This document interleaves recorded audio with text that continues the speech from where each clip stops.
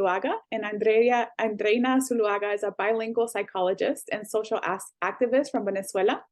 She is the founder of OVJNU Venezuela and OVJNU Global in New Jersey, a nonprofits that focus on leadership, on women's empowerment, on education, and environmental protection. She's currently working as a case manager at Catholic Charities Community Services in New Jersey, providing support for immigrants' adaptation and access to services, and is set to begin her master's in social work at Fordham University in this fall. So I want everyone to cheer for Andreina. She just told me that she received a scholarship to start this program, and she's going to do so well. She's a fierce advocate for mental health awareness and women's voices through her efforts at her migrant hub at Fordham University, RIF Asylum Support, and the Refugee Congress USA. Andreina plans to use storytelling to increase awareness about the reality and the challenges faced by immigrants in the US and the strength they show when overcoming these realities and challenges. So Andreina, I leave it to you. Thank you, Dr. Laura. I'm really happy to be here today and honored with my peers and to be part of this new American speaker program. And I'm gonna go straight to the point. And we are going to speak about community strength. And one of the most important parts of community strength is reality. How it was for you to create a community here in the United States. I came from Venezuela 4 years ago, and my first experience was a kind of rejection from my community, but it wasn't in a bad way for me. I didn't take it like that. I am a psychologist, so I feel grateful for my background, but in a personal level, it was hard. It's not easy to get rejection, but I think we can learn more from the toughness of the moments rather than everything is gonna be fine and everything is gonna be okay.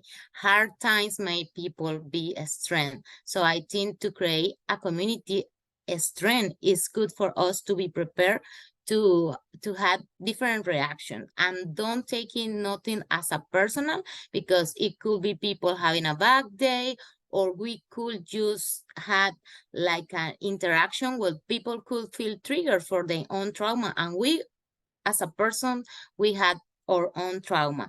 So it's really important to create a mental health environment for us and safe spaces like this where we could share our experience and don't feel fear, don't feel afraid, and feel really honest and transparent. So that was my first experience, but that put me in a good place where I could have support from locals. So I started to volunteer in an emotional support group in New York as a facilitator, helping people during the hard time of COVID to recovery from the isolation, depression, sadness, anxiety, and all these hard time.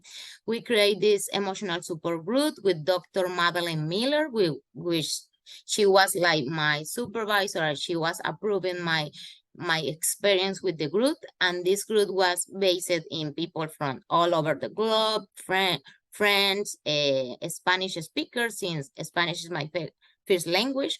So we create this community remote during COVID. It was starting in 2020, and it was really good for me to have a space where I can have the experience of keep myself busy in my field. So I start to be there supporting people, but they also support me, because I think to create a community is good to ask for help, but also to help others. We always had something to offer, and we always had a need to learn more, to create a network, to ask for help, to advocate for ourselves, because I think as an immigrant, and I had a passion for being an advocate for human rights.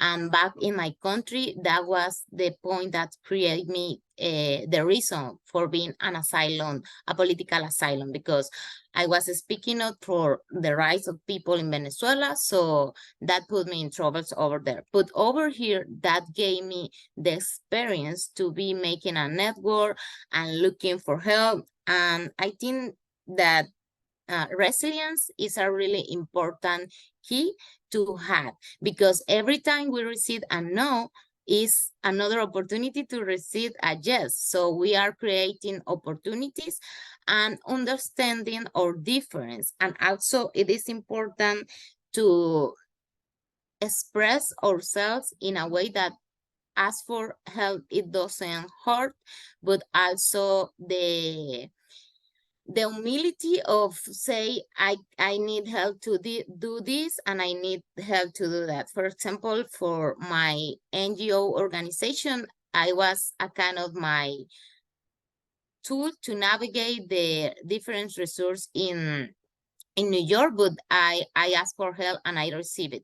So I think it is important for us to be open to look for the resource that we need and to actively advocate for ourselves, because at the end of the day, we will effectively support others through the support for ourselves. So every time we are supporting others, and at the same time, we should feel like with the confidence to advocate for ourselves and to ask for help, ask for support. And it is really good for us to create a community strength to support others in their path. Joining different meetings like this one, expressing our stories, because sometimes we think, oh, when I realized the strength of my history, it was the hard way, because I used to come to the US as a businesswoman. I had business in Venezuela, so I never thought I had to stay here and apply for asylum. Once I realized that, it was really hard for me, because I started to write my history. I didn't pay for a lawyer because I didn't have the financial funds to do that. So I started to write down my history. And every time I had to face that process, I say, wow, this is nothing that is everyone want to go through. So as a refugees and immigrants, we had to take that power in our daily life and to express to the world, because it is powerful, and we had resilience, we had a power inside us. And I think it's really important for us to feel worth and to feel validated and to feel in a safe space like this one today. I think that's it for my part, and thank you so much for supporting my journey. Thank you, Dr. Laura. Thank you, Andreina. You did an amazing job, and you are such an inspiration. Something you said that really stuck out to me is that a lot of refugees and immigrants have entire careers doing things in their specialty, like you in psychology, and then you come to the US and you, in a sense, have to start over. So what you remind us of is like the strength and resilience needed to do that. And so we really appreciate you sharing your journey with us. Thank you so much.